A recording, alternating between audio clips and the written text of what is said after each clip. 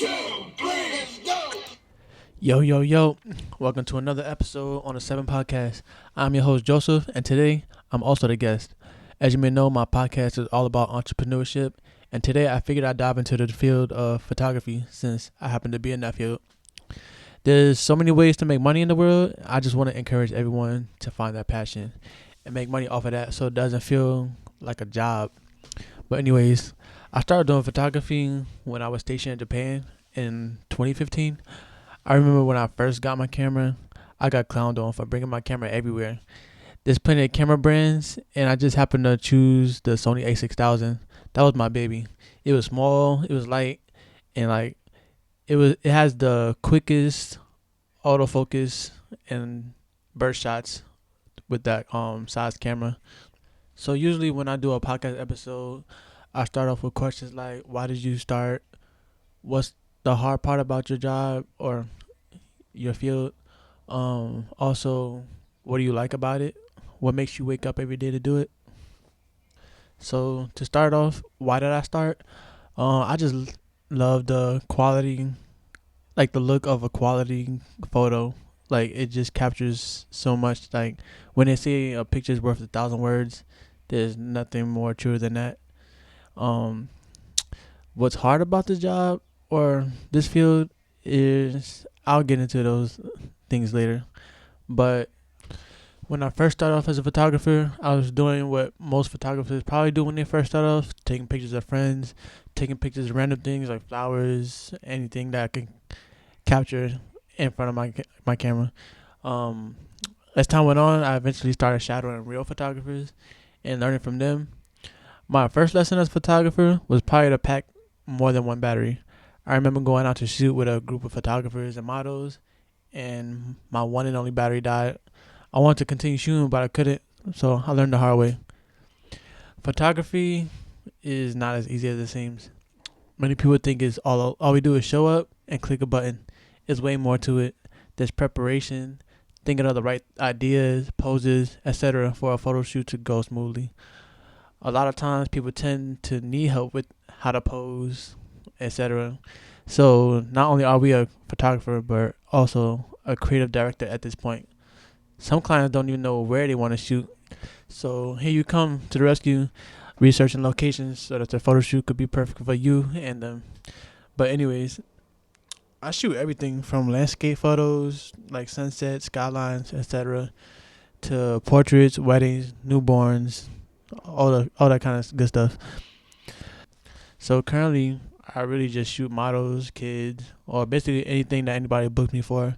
I'm currently a travel photographer, so whenever I need to fly out, I just add the cost of a flight and lodging to my pricing.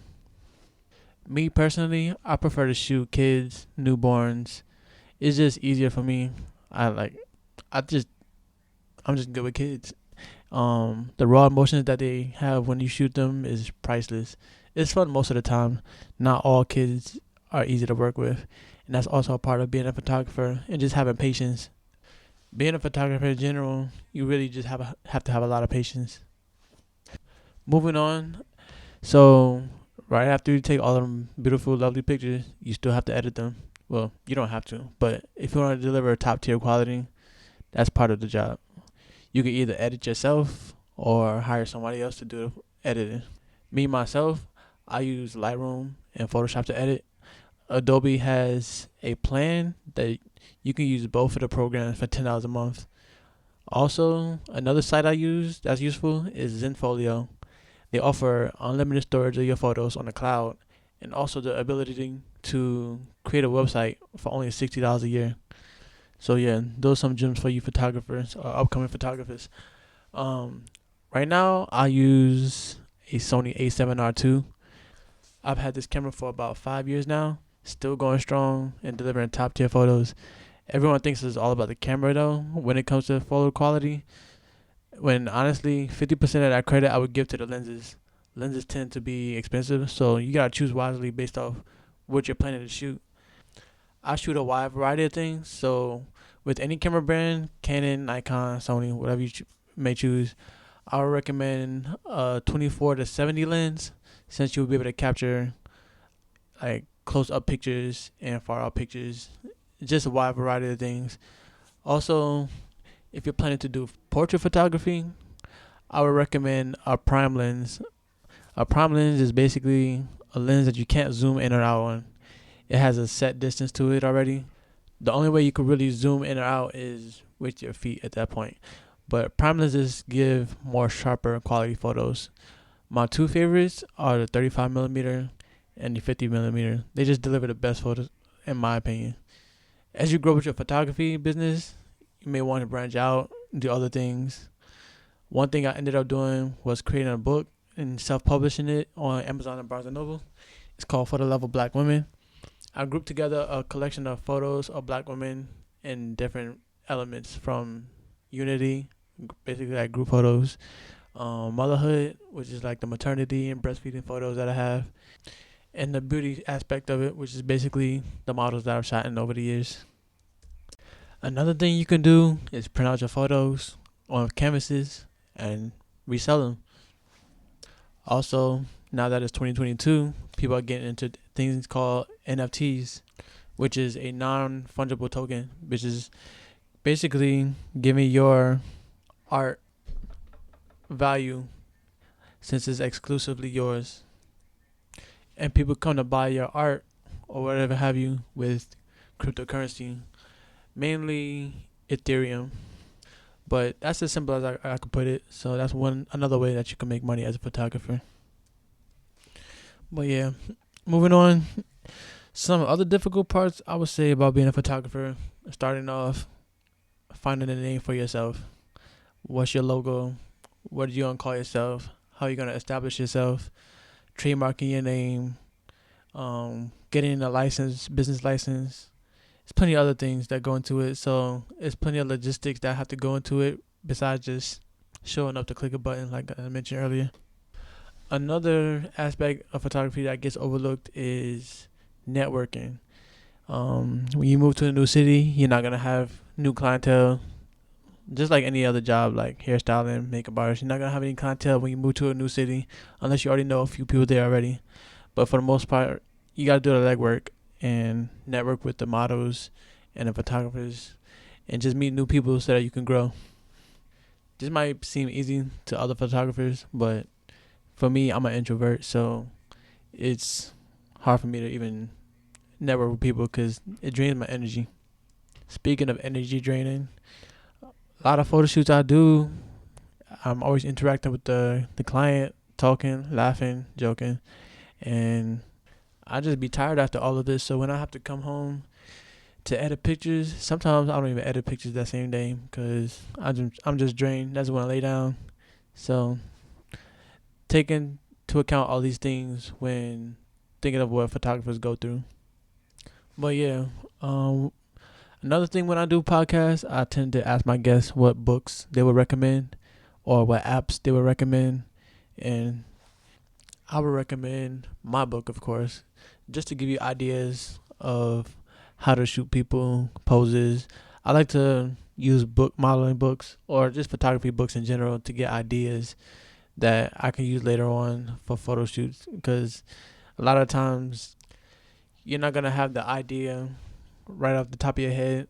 I mean, even after years of doing photography, I can only tell you so many poses to do without getting bored myself.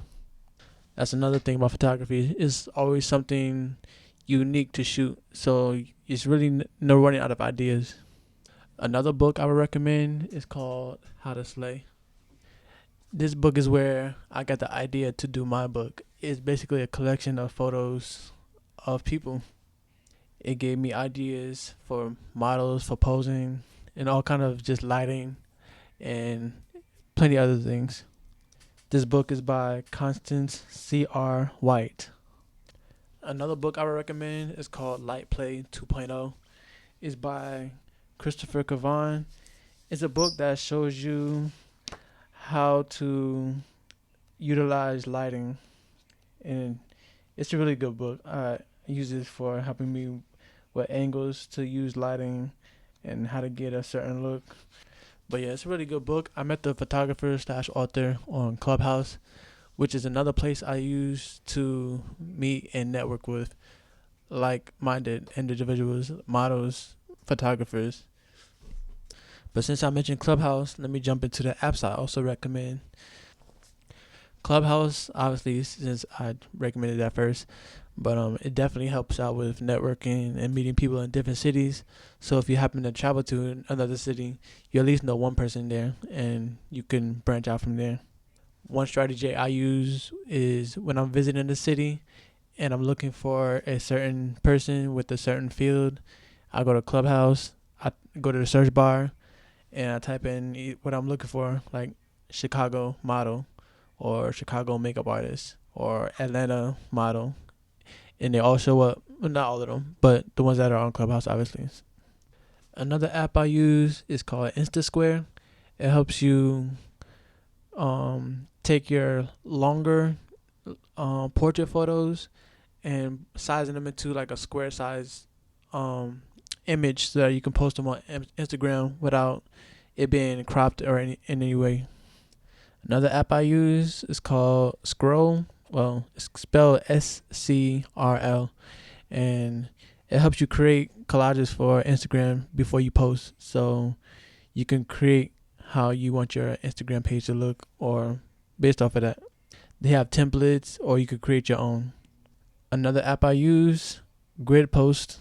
It helps me break photos down into split images so that I can post them on separate slides on Instagram when I do carousels. Another app I use, Pinterest.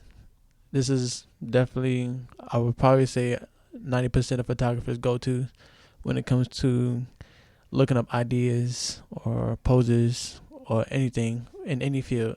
So that's definitely my number one.